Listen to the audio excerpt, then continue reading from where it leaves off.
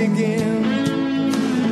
A thousand banners waving in the sky. Here comes our Lazio, the eagle starts to fly.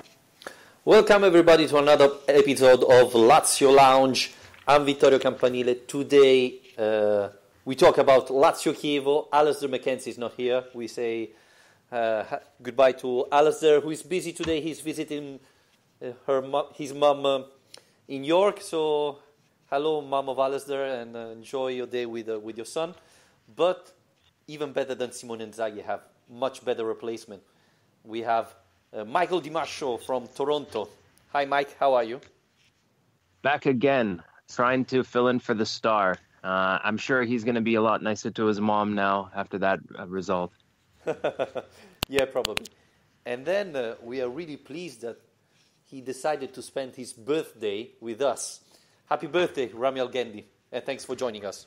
Hi, Vittorio. Thank you. It's been Ramy. Thank you. I'm fine.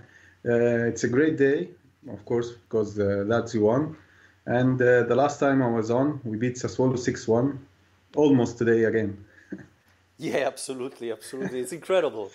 Last match, Lazio Spal 5-2, now today 5-1 against Chievo. And this is a little bit the dream of me and Alistair. We believe there are Lazio fans all over the world.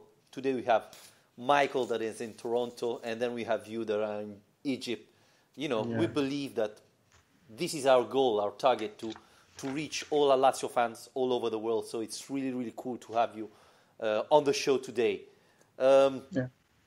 Thanks for joining us before. And guys, I still don't believe it. Lazio not only won against Chievo at home, but 5-1. Michael, what do you make it about that? The score line is very pleasing for sure. But there was a moment there where it looked like it could be 2-2 at any second, and Simone Inzaghi's face told it all. The question, and this is what I go through every Sunday or Saturday whenever Lazio plays, I'm on so many WhatsApp chats between Lazio Toronto, Lazio Land, Lazio chats, and they're just all the banter going back and forth. But the question was today, who is worse, Wallace or Bastos? But that question quickly dawned with all the goals that we started to score. And what better way to end the Bestianera with a Bastos goal? Yeah. Ramy? Yeah, when I saw the lineup, I was like, oh, God, no, please, not both of them. And I was very scared. Even when we were 2-1 up, I was still scared. Wallace made some terrible mistakes. It could have easily been 2-2. But in the end, we did score. We took our chances. And I was also scared when Immobile went off, which is the bad news about today. But I think we played well, especially in the first half. Yeah, the funny thing is, let's be honest, Lazio didn't play that well. In the first half, I thought Lazio was playing better, but didn't want to close the match. And in the second half, Chievo in the first 10-15 minutes probably was more dangerous than Lazio. But at the end, we scored 5 goals, and you think, well, did we play that great? No, but you have Milinkovic, Savic, that for me now is the best midfielder in Europe. You have Luis Alberto that can decide a match when he wants.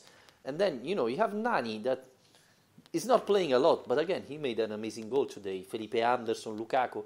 So I believe Lazio has so many quality players that even when they're not playing well, the team is not playing that well, can win matches like that. So this is really, really encouraging. Of course, and Ramy said it before, the biggest question, the biggest concern is Ciro Immobile. So it looks like he tried to kick from outside the box and feel the muscle injured there, and he kept going 10-15 minutes, and then after Milinkovic, Savic scored the second goal, he went off. Now Wednesday there is Lazio Udinese. I wouldn't risk him if the doctor says that he's not 100% fit, But the most important thing is to recover as soon as possible, because Felipe Anderson as number 9 is not a solution. I don't know if you agree with me. Well, I think this is a bad case of a vacation cramp for Ciro. Hopefully it's nothing serious, but this is what happens when we take a break. And luckily the break was only 1 week this year, whereas in the past we've seen almost a week and a half, 2 weeks. These players, they go back to on vacation, they get fat and they come back. And today, as soon as I saw that within the first 5 minutes, it looked like nothing, like basically out of nothing.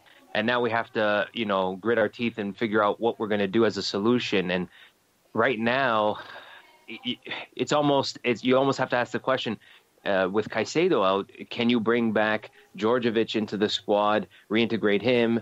Even though I would prefer not, you have to make space for him because he's not necessarily registered in Serie A as far as I'm aware. We still have a lot of players to get rid of during this Mercato. It's going to be a head-scratching time for Inzaghi, and this is where he makes his money. But I could see Nani filling in as the more direct option for now, because Felipe Anderson, he cannot play through the middle. He needs to play on the wings. He's just not capable. And it looked like moments there where there was a lot of lack of fluidity between him and Luis Alberto. So I don't know if they can even necessarily play together that well right now. Ramy? Yeah, I agree. I think we have a problem right now. I can't understand why he would only last 5 minutes after taking a week off. He should be relaxed, but it looks like his he has a muscular problem. So if it's a bad scenario, I think he will be out for 2 weeks or something. He will definitely miss the Udinese game, but the problem is the next 2 games we play Milan, one in the Cup and one in the Serie A. So right now we don't know what Caicedo's out, and Palombi is not there anymore. So we are in a situation right now. Vittorio, what are you hearing about Caicedo's fitness? When will he return? What's the word on him? Well, he didn't train all week, so I doubt he will be able to play against Udinese on Wednesday. He could recover for Sunday, but I don't want to sound too optimistic, but seeing Nani playing today, I would give him a chance. And I don't know if you agree with me, but when Immobile came out, I thought, okay, now it's better to put in Nani because he played in that position in the past. Of course, he's not the number 9, but he had played in that position. He has the experience to play. So, honestly, I would give him a chance as number 9. And I was hoping he get in before Felipe Anderson. Yeah, I agree. I think he played well. He played better than Felipe. Yeah. Felipe Anderson played like 60 minutes. He didn't want to play in the middle. You see him always going on the left or right. He doesn't want to go in the middle. He didn't play that well. Nani played better, I think, in that position. I think. Well, Nani also has the strength. Nani has the strength to play up the middle. You saw today he fought off the defenders. He can hold up the ball if called upon. It's just not his natural role. I mean, it's almost a waste to put him there because he's stronger coming down the wings with his speed. But in a part-time solution, I guess if you have to pick one between him or Felipe, you have to put Nani in front directly up the middle, or Inzaghi has to come up with a new formation, maybe a false 9 or something like that. But I believe, and we saw it this summer in the friendly, that Felipe Anderson can play behind Immobile a little bit like Luis Alberto's doing now, but a little bit closer to the striker in the middle. I believe that's the position. And probably that's even the best position for Nani. But between the two, I think Nani can play as a falso 9 or like a striker like Immobile. He has more the movements of a number 9 better than Felipe Anderson.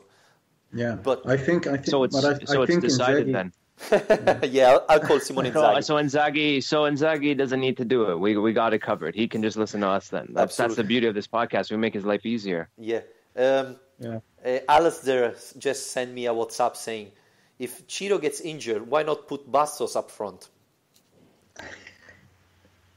Why not? I mean, we can hide him in the midfield, right? Yeah. But Milinkovic Savic could be another solution. I mean,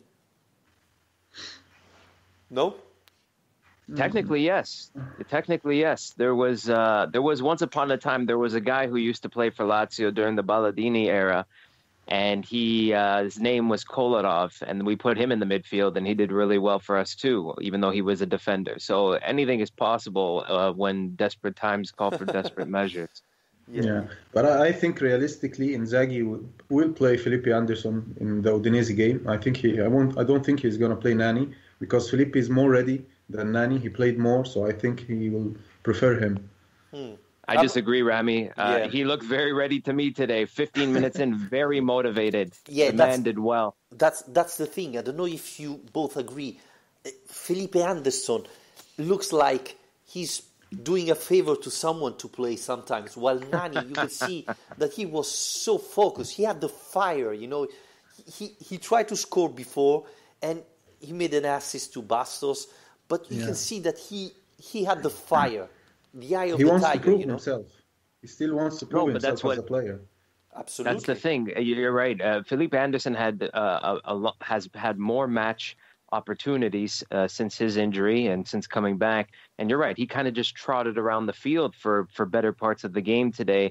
And it took him a while to even get into the opposition box and do what he loves. And that is taking on the striker taking on the defender one-on-one and cutting in from the wing. But there were moments where he wouldn't even make a run for Luis Alberto because they have no communication. They're not in sync at all. And at least Nani has the experience and he has he's been there on the world stage to know how to pick up the team and take them in a certain direction, even if it is more direct. And he was fired up.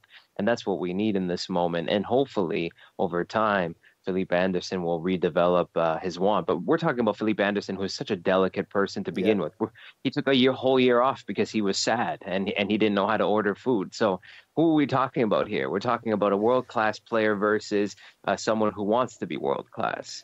Who has the talent, but probably not the will to become a champion like Felipe Anderson. By the way, on Twitter, Texas Lazialis just tweet us, love what Felipe brought coming off the bench today. Pace and creativity. If Chiro's out, he's the clear replacement, right?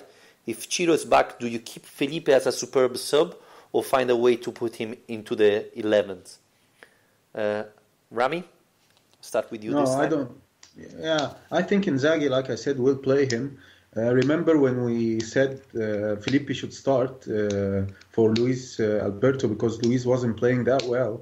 And he didn't do it. He stick with Luis. I think the Udinese game, he will stick with Felipe up front until Immobile comes back. If Immobile comes back, I don't think Felipe Anderson can play. I think Luis Alberto and Savic are better. I think Nani is even better as a replacement for them. Michael? I think we made a strong case why Nani should start, but we're not the coach. Yeah, we're going to see what happens. We're going to see what happens. But at the same way, it's good to have a couple of options, even with the Chiro down. I mean, at least we are not desperate to bring back Djordjevic. And by the way, Palombi yesterday scored with Salernitana. So, debut with Salernitana, immediately he scores. So, it's good. Bring him back. It's too late now. Shall we say 2 words about Milinkovic-Savic? Before he scored the first one, I was saying, Milinkovic-Savic is not playing at all today. And then he surprised me with that goal. Sorrentino could have done something better, but still I believe Milinkovic-Savic has so many tools. He's so talented, physical. He's probably the best player in the Serie A at the moment. He's going to grab the headlines from the match, but Lucas Leiva was the man of the match today, as far as I'm concerned. Exactly. The man read the game with so much poise, broke up plays, helped out in defense when it looked like they were going to make 2-2, made a beautiful deft touch pass to SMS right on his foot. I can't say enough about Lucas Leiva. I think he's the signing of the summer, if not the signing of the whole Mercato, unless Cacares has something to say about that. We'll see. I hope to see him on Wednesday. That's all I can say is with Radu back and Cacares in, I think we can finally have the formation in the back that we wanted. But Yes, Milinkovic, Savic will grab the headlines with the wonder goal. And it was nice when he did score the goal to put us up 2-1, and it made our lives a lot easier because Chievo wasn't going away in the first half, like you said, Vittorio. And even into the second half, it looked like they were playing like they were winning 2-1, and we were just kind of, kicking about the ball at the first bit of the second half there too. So thank God for Sergei. Everybody is gay for Sergei, as far as I'm concerned. That song is great, by the way. I don't know if you hear it. Yeah, absolutely. We have to say a couple of things about Lucas Leiva.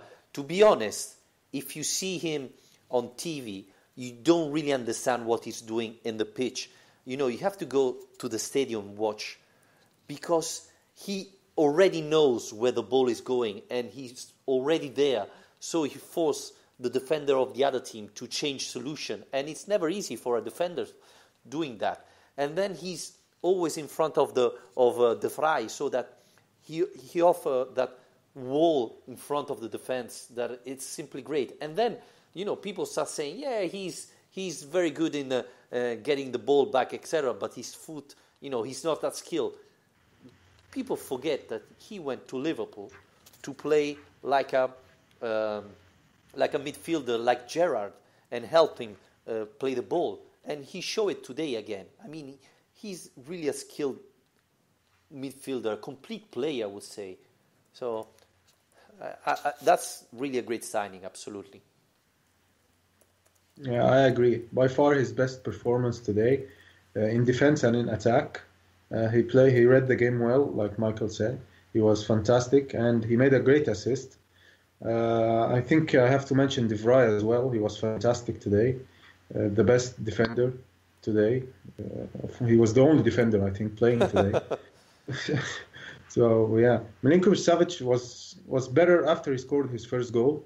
His problem is if he doesn't want to play, he's very bad. And when he starts to play, he's like Messi. He's fantastic. So his first goal today was really good as well. Came in a great timing. And after that, he started playing well, and we started scoring goals in the second half. Yeah. Talking about defense, who was worse, Wallace or Bastos? Wallace for me. Today or always?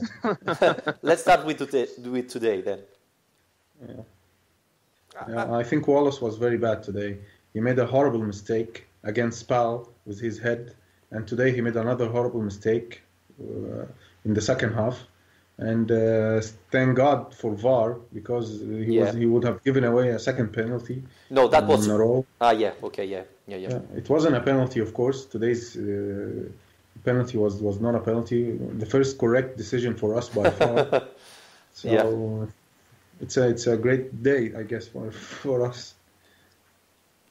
Now the question will be, does Simone Inzaghi say VAR is useful? We'll have to see what his comments are post-match. I haven't seen anything come through. I don't know if you've seen anything, Vittorio. But to me, we have this discussion a lot amongst our supporters group in Toronto. Who is worse, Bastos or Wallace?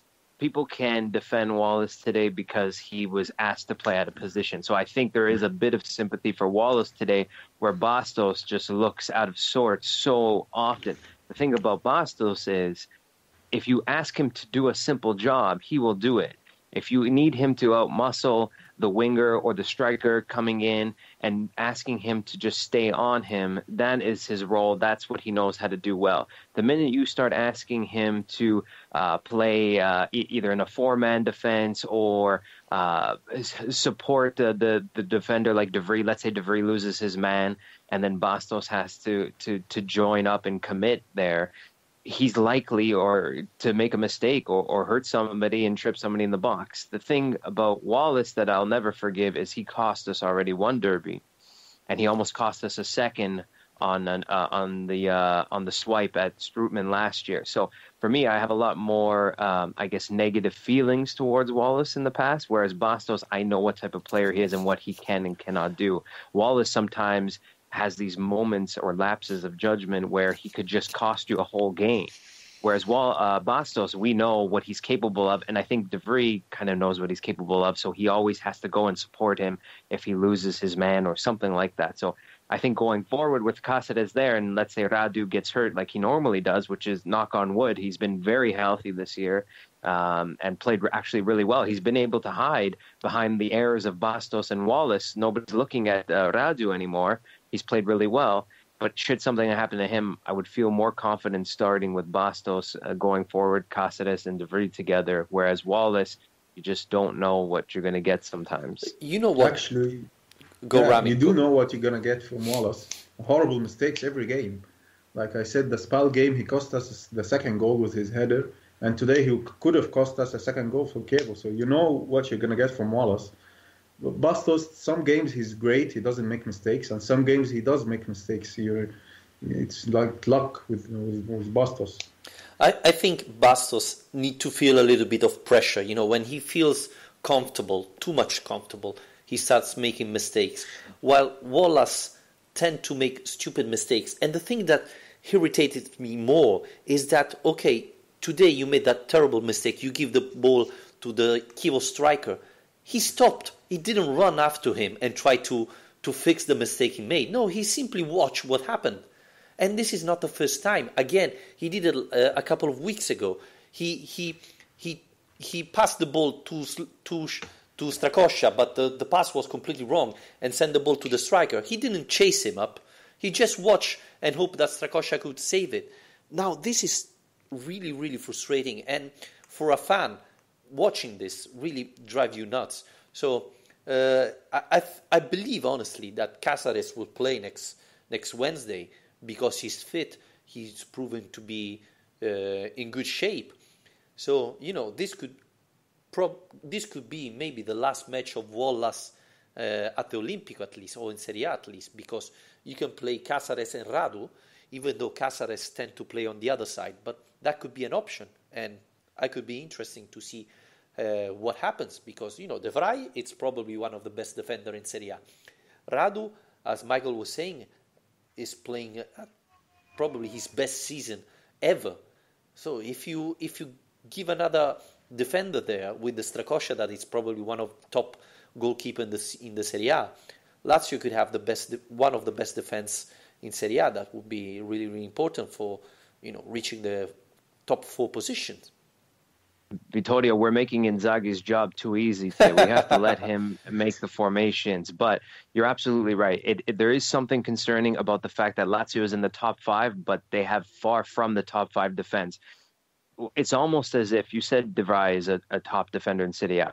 I'm not going to get into the specifics on that, if he really is or if he isn't. But I think when you surround yourself with, you know, for lack of a better word, shit around you, you start to smell a lot better, right? So De Vrij is good, but it's his partners that make him look even better when they're not playing very well.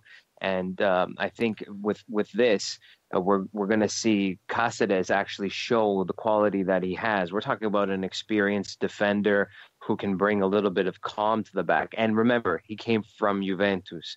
Juventus has a different mentality, and I'm not here to support Juventus or pump them up any more than they need to, but there's a different mentality on that team that you read from players when they come there from another club or when they leave there. They come expecting to win. There is no substitute for winning. And hopefully Cacares can bring that mentality to this team. And this way we won't see lack of judgment from a Wallace because he won't be on the pitch. Or the next time he gets on the pitch, if he makes a mistake, he will run back. He will show a little bit of intensity. And the fans know it because they really gave it to him after when he made that mistake. I'm surprised Inzaghi stuck with him through the game. I really thought Cacares was coming on as soon as that happened. And even the camera and the producers of the Serie A match kept showing Cacares there for a few moments on the bench. And so I think, you know, like you said, Wallace should be playing with some fear. If his job is in jeopardy, why isn't he running back after these players? At least Bastos, if he had made that mistake, like we talked about, he wants to make up for his mistake. And in fact, he showed that he can play in the midfield too, like we said. Yeah. Felipe Luis was warming up, so there were rumors that he could come in. Instead, at the end, Lukaku came in. There are some quotes of Nani who said, I trained very hard, I'm in good shape, I finally had my chance, and I think I gave the max to show I'm ready. The goal was really important because fans always cheer me, and so I wanted to score for them. So yeah, he said, I'm good condition. Now I have to wait for Inzaghi to give me some chances. I think the fans are really excited to have him. At the Sassuolo match, my friend was at the match, and he said there was a really different sort of applause for Nani because the excitement of having a world-class player like that on your team and the ability to turn a game. So I'm hoping that this is the start of something really good in the second half. And you were saying about the Juventus state of mind, let's call it like this. I think players like Nani, Lucas Leiva, who has this international experience, this, they play the Champions League. It's not once in a life, or like Parolo, who never played a Champions League match, etc. Nani won more trophy than all Lazio players in the squad. So he has he has that mentality, that winning mentality, that would be really important. And you see it, today he came in, he wanted to score badly, while Felipe Anderson came in and he didn't give the same impression. I think he can be really, really useful for that. And, we talked a lot about Leiva and Biglia. I think one of the most important difference is that Biglia didn't have the winning mentality, wasn't making his best performance against top team. While you see Lucas Leiva, he's the leader when you play against Juventus. When the Lazio is struggling, he's the one who keep his team on his shoulder and guide them to the success. And he did it again today. These are the type of players that make the difference. And I believe that Nani could be really, really useful for that. I don't know if it's just my imagination or you agree with me. Yeah, I think Nani will get his chance, especially this week. We have 3 games in 1 week, 2 of them against Milan. So I think he will get his time to prove himself and to play. I hope Felipe Anderson can also know that he's under pressure, because now we have a lot of players in his place. Nani, Luis Alberto, even Milinkovic, Savic. So he needs to perform or else he won't play. Yep. Simone Inzaghi said that Ciro Immobile had a little problem, and so they took him off before it was too dangerous. We hope to have it back as soon as possible, but we don't know. So he pretty much didn't say if he's going to be able to play against Udinese this Wednesday, but I don't believe. The renewal of contract of De Vrij, it should arrive. We are talking about this, and we will wait announcement. Yeah, it looks like, and Di Marzio tweeted last week that De Vrij signed the renewal of contract, or at least they found a deal. He should renew his contract, and with a buyout clause of 25 million euros, which I don't believe is enough, but it looks like if Lazio will finish in the first 4 spot, then he will renew and increase the buyout clause. So even more need for Lazio to finish in the top 4 spots. We have a good chance right now to finish in the top 4. We will have to wait and see the tonight's game between Inter and Roma. The best result for us is a draw, of course. Yeah. But we have a good chance. We have a good chance of finishing in top 4. Inter are not that good anymore. Even Roma are not that good. And there's rumors that Dzeko is going to leave also, which is more new striker. So we have a good chance, but we need to wait for Immobile. We can't lose him for too long. No. Or else it's going to be terrible. Yeah, Michael. Vittorio, do you? I was going to say, Vittorio, do you remember a time? And this is what makes me excited, because we're talking about Champions League here. Yep. Do you remember a time where we could look to our bench and bring on somebody of the quality of Nani, Felipe Anderson, just to name a few? Lucas Leiva sometimes doesn't start always, and Lukaku. And the ability to go to your bench and bring that. I don't remember in the last 10, maybe 15 years even, where we could look to the bench and have somebody that we can call on that great. The days of looking to the bench and getting Roberto Muzzi on or Bazzani are gone. Thank God. because this is the first year where I can confidently say if we don't finish in the top 4, then we actually didn't achieve what we should have. Well, the biggest difference is probably arriving in January and saying, okay, he's out because he's injured, this one is out because he's injured, etc., etc. We have a quality bench, and we have Felipe Anderson back, you have Nani back. It's good to see and say, no, we really, Caicedo is out, Di Gennaro is out, but, Di Gennaro never convinced me. But finally, we have quality options. And you forgot Murcia. Murcia is not playing enough. I would be more happy to see Murcia playing more because he's young, he's talented, and need to play more. But to be honest, Lazio has so many options that it's not easy to bring him in. And again, Lukaku came in today and changed the match. He wasn't directly involved in the goals, but when he came in, Chievo started to struggle again. So, it's good to have all these options. As we were saying, the only real problem is there's not a sub for Ciro Immobile. Now we're going to see if Nani can fit that role. But apart from that, Lazio have plenty of options, especially now with Cacares, pretty much everywhere. Yeah, we have a good squad, I think. We have depth in the squad. But remember 3 years ago when we finished third and we went to the Champions League qualification, we should have finished second if it wasn't for the Chievo game that we drew 1-1. Remember that one? So we had a great team then too, I think. And we say what you want, Ramy, but we also lost the derby that year. Yeah, we I also know, lost the derby. I think the Chievo match was the bad game. Yeah, but let's not forget that when we do the qualifying match of Champions League, we had to play Keita striker because Klose was injured. We don't have to make the same mistake again. Lazio went to the Champions League and Lotito pretty much didn't buy nobody that summer, which is not acceptable. Now finally, that also happened in 2006. So this is what I mean. This has been a reoccurring theme where every other year we perform very poorly because we don't make the right investments. But that hasn't happened this time. Yes, this is a different side with depth, like Ramy said, and this is why I said I don't remember a time where I could look to the bench and I remember even not that long ago when Zio Eddie Rea was the coach, and all we had was Alvaro Tata Gonzalez to come on and have to play 90 minutes and spit blood because we had nobody else that we could bring him on, and he had to play hurt sometimes. We were so thin in every position, and that is not the case this year. Patrick Bowman on Twitter, I have more confidence in Bastos. What do you feel about Hetemai in Lazio? Do you think we're going to see any more action by Taren Lotito during January?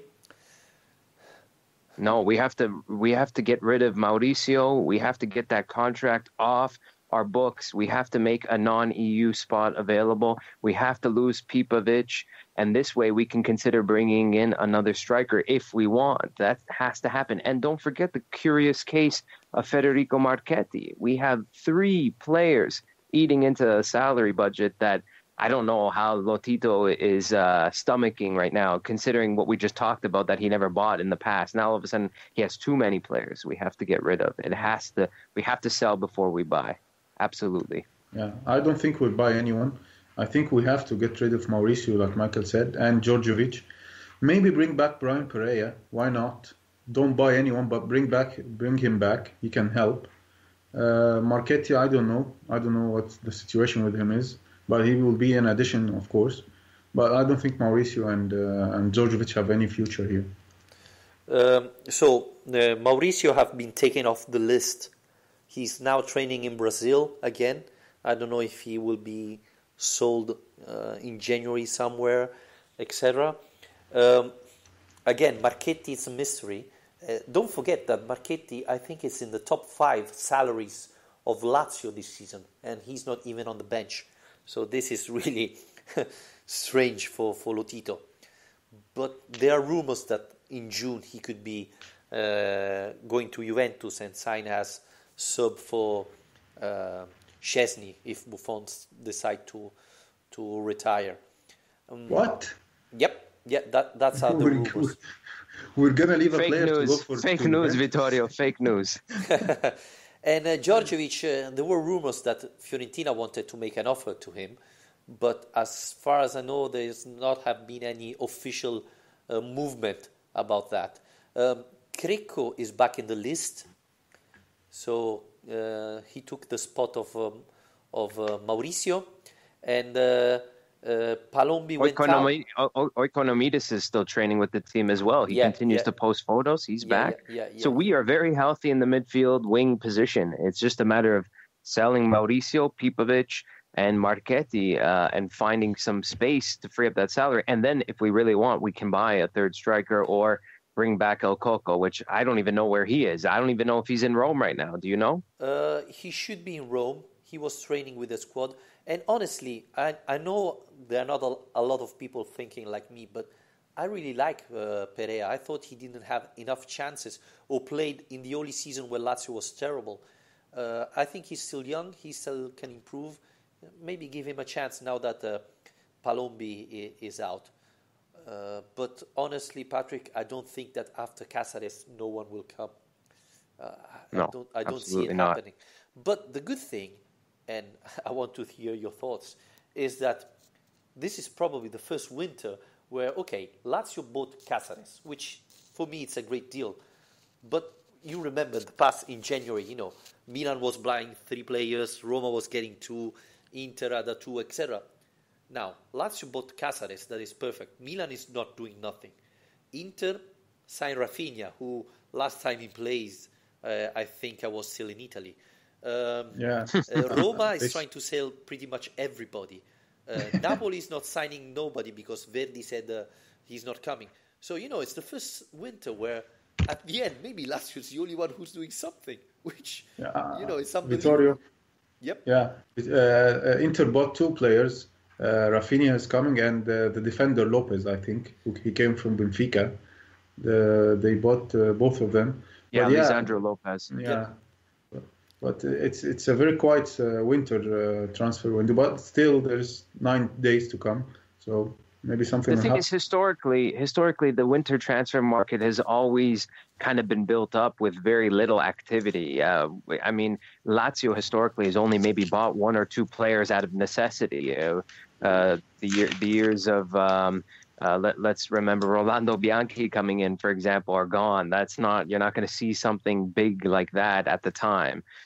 But other than that, we bought what we needed. We needed a defender. It was addressed, and we still have Luis Felipe. And we talked about Brian Coco for a second. If Lazio was serious about using him, I'm sorry, Vittorio, they would have used him in the Europa League when they could have kind of registered him. I'm not sure if he could have been registered as a homegrown player because he hadn't played enough years with us. Wouldn't have happened. So there was opportunity in the cup as well. They could have played him in Fiorentina. They could have used him, but Inzaghi doesn't believe in him. I think he couldn't play because he's not in the list, and you cannot make an exception. He's not that young that you can put it in the list B of the Europe. So you have to take someone out to put him in. But yeah, I was hoping to see him, but I don't believe Inzaghi trusts him that much. Otherwise, he would have tried him like he did with to integrate him, with Economidis, who didn't work out. So, more news on Immobile. It looks like he had something on the quadriceps, and in the next 48 hours we will have more.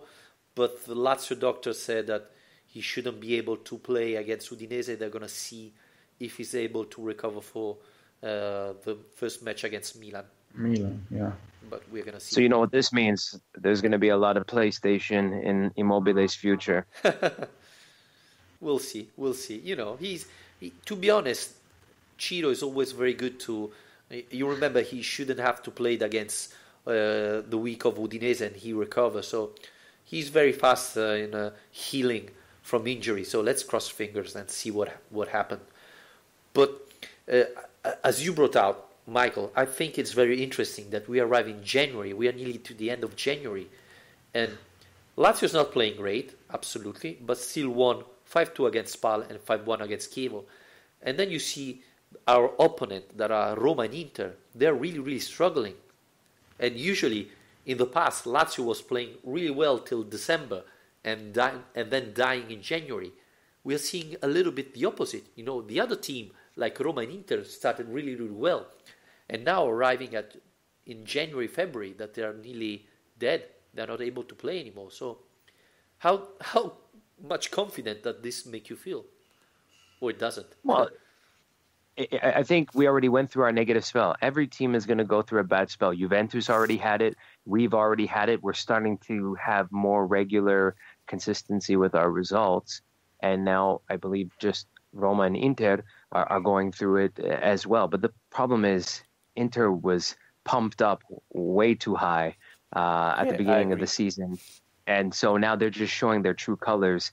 Roma, it's a little bit more curious and interesting because at the beginning of the season, they kind of struggled out the gate too. And it looked like it was a race between them and Milan to fire their coach first. And Milan obviously won that race because Ancelotti had become available. And everybody was saying, well, now Roma and Milan are going to fight to see who can fire their coach first so that they can offer a contract to Ancelotti. The thing is, Di Francesco and the ball boys at Roma have successfully, with the help of the VAR system and a lot of other things, have managed to kind of maintain their presence in the top half of the league. So if everybody is for sale, like they say it is, it'll be interesting to see if Signor Monchi has enough time to turn that team around. But Inter, I don't believe will finish in the top four. I think we showed when we played them that we were better than them in that match, and I have every confidence in Lazio that they are better than Inter. And we're talking about an Inter team that doesn't have to play every 3 days in European competition, and they're still struggling. They don't have the defense. They went and bought Lisandro Lopez to try to mitigate that issue. But at the end of the day, Ranocchia is still starting. Miranda hasn't played as well as he had.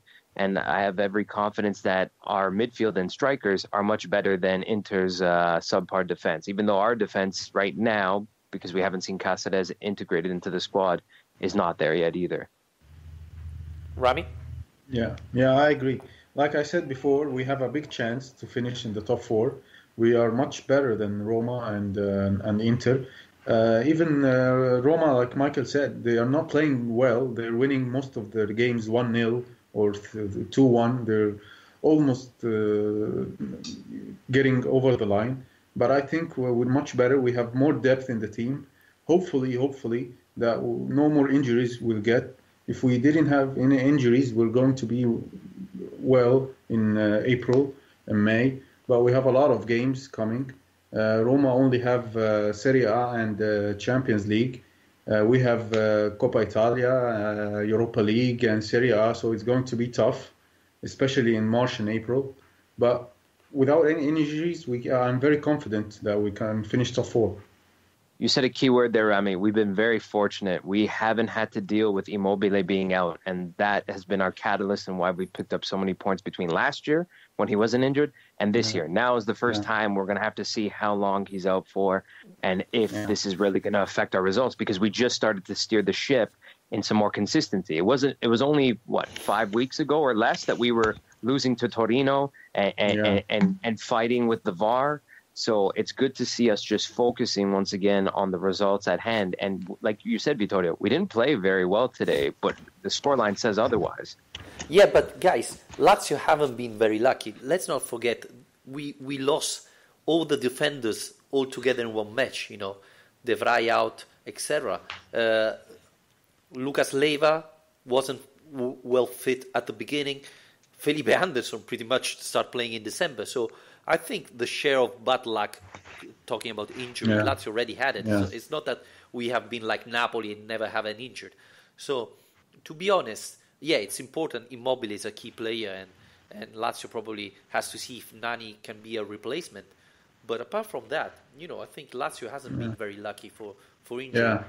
I remember the Napoli game. Yeah. We weren't lucky at all. The Torino game with VAR, we weren't lucky. The Atalanta game, we drew 3-3. We should have won. Even the Spal game, the first game of the season, we should have won. So, I have a stat that will be shocking you. Bastos scored 4 goals in Serie A. Last Lazio defender to do it was Oddo in 2006-2007. And those were all penalty shots too. Yeah, probably. Yeah, yeah, incredible. Huh? And how fitting is it that we're playing Odo on Wednesday? Yeah, absolutely. Yeah. But how much money should Bastos give to Luis Alberto? Because I believe this was the only assist he didn't receive from Luis Alberto. I think it Wasn't was it a Nani Nani who, assist. Nani who passed it. Yeah. Again, Nani really. I really liked him today. I really liked him. I have to be honest.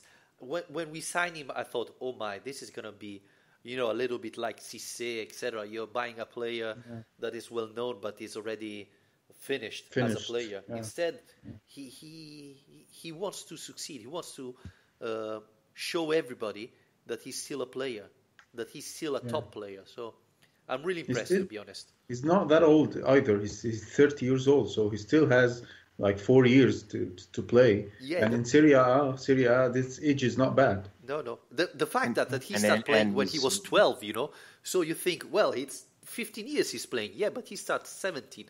So that's why it's so long that he's playing football. Yeah, no, it's like... Don't forget, the World Cup is coming. He's not a for sure first choice selection for that team. So by him joining Lazio and hopefully getting that opportunity to play every 3 days and show his worth, that's where his motivation lies. We've got a very motivated player sitting on the bench right now. He needs to start on Wednesday. Yeah, unlike Felipe, he's not motivated at all. Yeah, I don't understand. Do you think Felipe Anderson is the type of player that has to start the match to feel the confidence of the trainer, and when he comes in, in the second half, etc., he doesn't feel, concentrated enough to perform? Or it's just, he was playing in not his favorite position and didn't perform as expected? Because I'm starting wondering about this. Yeah, I think Felipe is the kind of players that if he's having a good day, he will play well. If he's having a bad day, he won't play at all. Don't forget, he had a great season. The second season, I think he came. He was our best player, and then he disappeared after that. Sorry, Patrick just tweeted, Bastos has scored as much as El Shaarawy. This says it everything, right, guys? Yeah. It's incredible. I think they want to get rid of El Shaarawy. I think I read that. Well, it looks like Roma has to sell, has to make a lot of money in January. Because I can't understand. They're in the Champions League. They have a good chance to go through to the other round. So why would you sell your best players? Because they have to make money. They have to make a lot of money. They didn't respect the financial fair play. They are down like 20 million euro already. And things are going to increase because instead of bringing down the salary, they increase it. So they have to sell. Obviously, and this is why selling Dzeko, that is your only striker, Yeah. But, thank God for Lotito, I guess. Yeah, it's their problem, not our. Yeah. So, guys, we talked about the defense. We talked about Ciro Immobile, Nani and Felipe Anderson. We talk about Lucas Leiva, that it's growing match after match.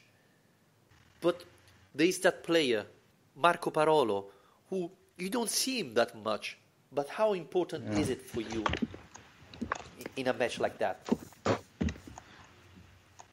Yeah, I think he's very good in midfield. He has the experience to go forward when he sees he can go forward, to stay back when he can see he needs to stay back. He's very experienced. He's very good. He's fantastic. He's a fantastic player. He has been fantastic since he came. I also want to say that Marusic was very good today.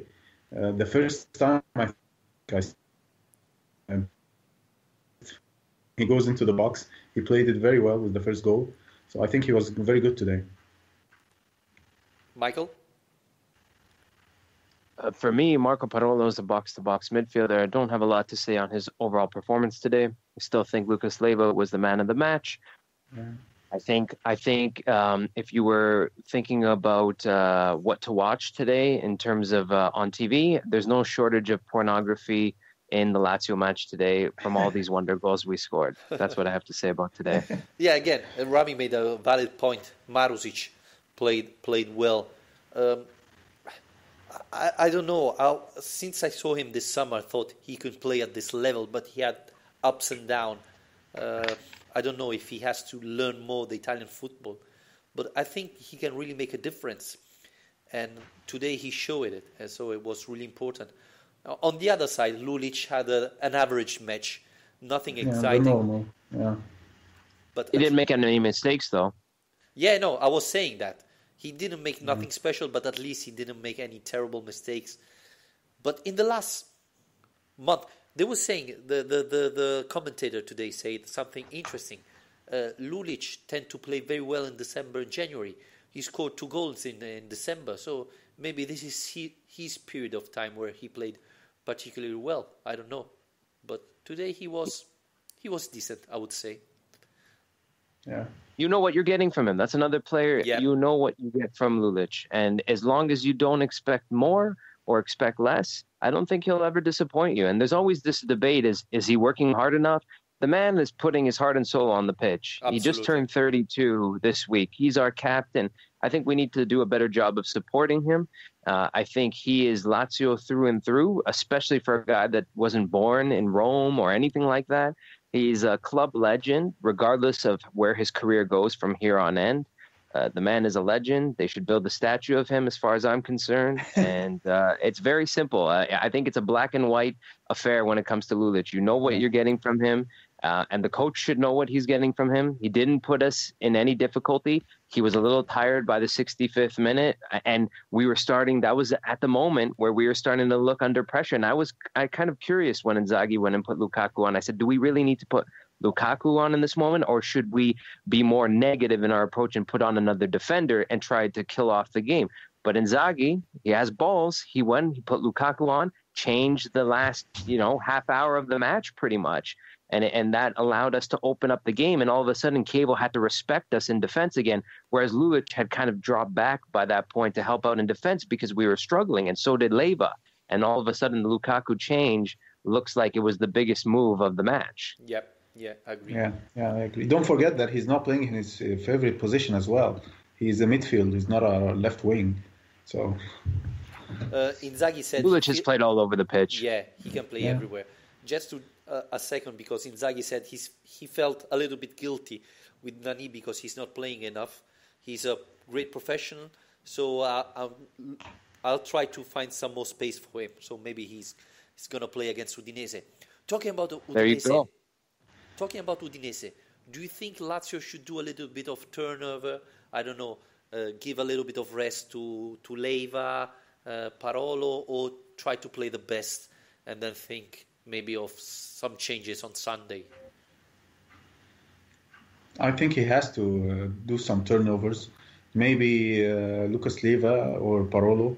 But don't forget, Udinese are having a great time right now since Odo came, so they are a very dangerous team. So I'd rather win the game and then worry about Milan later. And he's already going to change probably all the defense with Radu and Cacares probably. Cacares, yeah. Mike? Maybe Marusic, Basta plays. Yeah.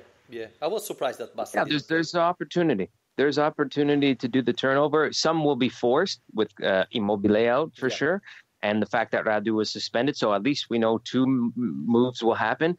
The good news is, we already talked about it, guys. We have the depth. If we need to call on Murja, we have Murja. If we need to call on, Kreco, we have Kreco, or Basta, for example. And don't forget, there's also Patric, too, who I can't stand and hope that he stays far away from the pitch as possible. Why? But we do have him. Well, Patric, he's kind of like, what you're going to get from him. You're going to get a rough tackle, and you might get a yellow card, if not a sending off. Anybody who's willing to go 2-footed challenge in a box and almost cost your team the game. I agree. He made mistakes, but you know that he's going to give every time 100%. You can say, well, his 100% is not that much, but still it is important, right? He's not a defender either. We have the option to bring him on. Yes, that's true. He's more of a winger than anything. We are so blessed this year with depth even before Patric. So I think it would be smart to get Nani starting or Felipe Anderson if it's true, because I started to think about it while you made that comment. does he play better when he starts? I think so. I think his concentration seems to be there a lot more when Felipe Anderson starts versus when he's come off the bench. It takes him way too long to get going. So it's almost as if, do we want a better Felipe or do we not bother putting him on at all? Maybe he starts from the beginning and at least we know Nani will come into the match. Even if Felipe gives us 45 minutes of lackluster play, we have Nani to come off on who's more motivated. But Inzaghi's comments are very telling there, and that's the beauty of doing this show as we go and relatively live. We're getting the transcripts from Vittorio pretty instantly, and it sounds like Inzaghi he always kind of gives away some things in his post-match comments. So I think we'll see more of Nani, especially if he says he feels guilty, because there's nothing like Italian guilt, right, Vittorio? I can see it happen. I can see against Udinese, Luis Alberto and Nani playing with Felipe Anderson coming in from the bench, maybe in the second half in place of one of the two. So we have a question from Spreaker, Moses Halabi. I saw that Murgia gives more than Parolo, skill, goals, except maybe in defense. In my opinion, he's better than Parolo. I think Murgia is very similar to Parolo. Probably Parolo has the experience that makes him a better player than Murgia. But I'm really excited to see Murgia playing a little bit more because he has talent. He has to grow, and probably he needs to play to grow, to improve. Yeah. Murgia is a lot younger than Parolo, of course. So he will have that experience that Parolo has. But yeah, they are very similar to each other. Murgia is also like Nani. He will get his chance. I think he played when you went to the stadium, Vittorio, I think, the game. So you know what you get from him. He's like the third lung in the midfield. He runs a lot. Even he scores goals. So he's very useful. Yeah. Honestly, when I saw him against Crotone, I didn't like him a lot. And I was surprised he was the first coming out, the first sub. But, Inzaghi see the match better than me. I'm reading some transcripts as well now that Wallace and Basta had grade 2 thigh injuries, and we saw how long they were out for. Immobile only has a grade 1 that they're saying for now. So max 2 weeks, a week, more or less. And we saw him have the same injury in November when he was on international duty, and he was able to, grit his teeth and come back relatively quickly. And for that Udinese match, that never happened. So go figure. I guess he just wasn't destined to play Udinese this year. It was his destiny not to play them. And the doctor said that Caicedo tomorrow will do a test to see if he's fit to start training again with the team. So I don't believe he will be able anyway to play against Udinese. Guys, thank you very much for joining me. I think we can close it here. Before finishing, Michael, Jaguars or Patriots tonight?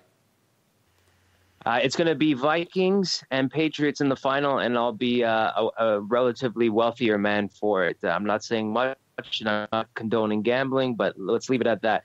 More importantly, Vittorio, is that SS Lazio Toronto regroups and has our first meeting of 2018 next Sunday, 12 p.m. versus Milan. So it's a bit of an obscure time for us here, even in Toronto, to be having a lunchtime match on a Sunday, especially because Sunday is for the family.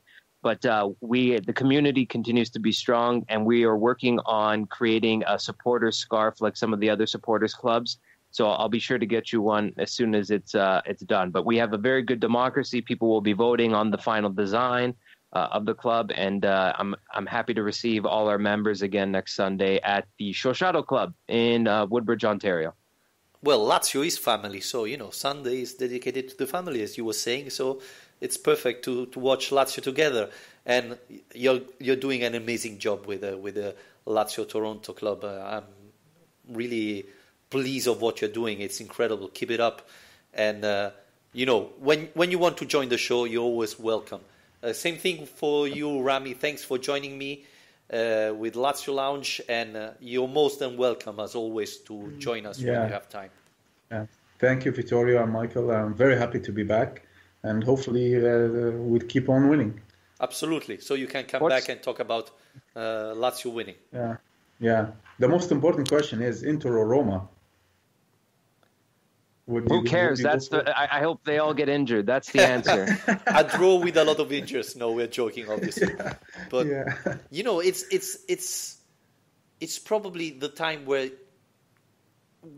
whatever happens is fine, because if Roma wins, then Inter loses point. The other way around, it's fine as well. If draw, we get points on everybody. So, yeah, I think just see how they play and be happy.